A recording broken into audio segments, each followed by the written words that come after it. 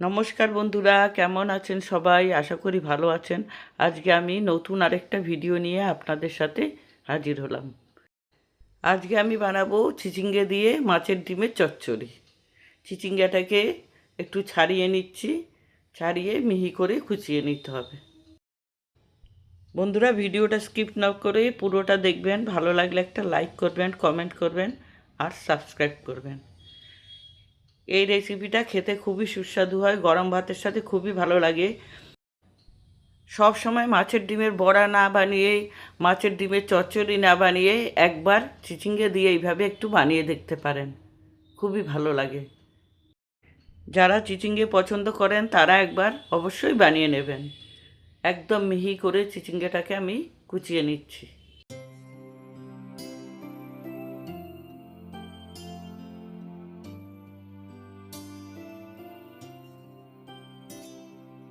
পুরো চিচিঙ্গেটা আমার কুচিয়ে নেওয়া হয়ে গেছে। এবার আমি একটা কড়াইয়ের মধ্যে 3 টেবিল চামচের মতো তেল গরম করে নিলাম।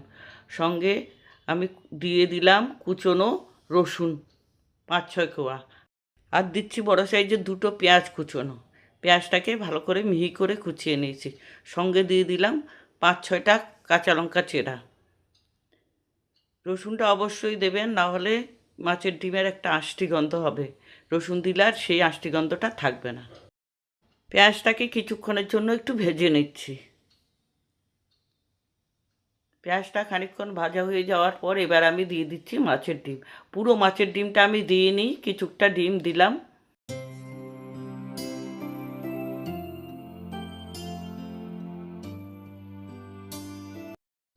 ডিমটাকে একটু হালকা করে ভেজে নেওয়ার পর এবার আমি কুচনো চিচিঙ্গাটাকে দিয়ে দিচ্ছি।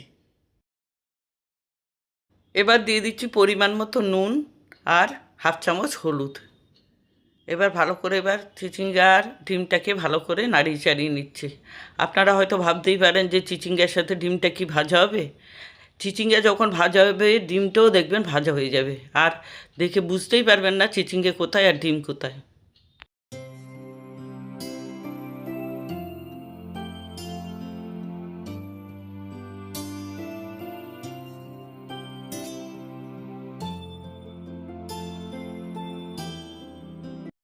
নুন হলুদ ভালো করে মেশানোর পর আমি 5 মিনিটের জন্য ঢেকে দিচ্ছি। 5 মিনিট বাদে আমি ঢাকাটা উঠিয়ে নিচ্ছি। চিচিঙ্গাটা কিন্তু এখন সিদ্ধ হয়ে গেছে।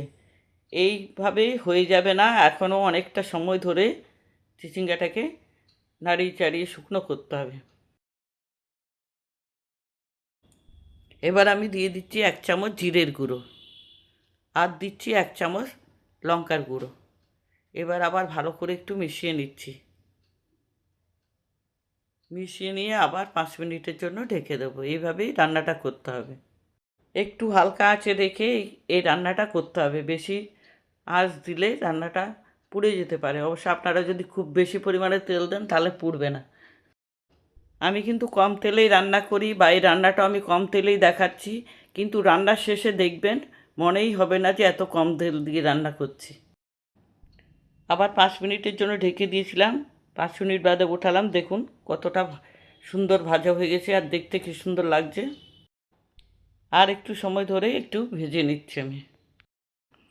কষানোর উপরেই রান্না নির্ভর করে। একটু সময় লাগিয়ে আস্তে আস্তে যদি কষিয়ে রান্না করেন দেখবেন অল্প তেলেই খুব সুন্দর রান্না হয়ে যাবে।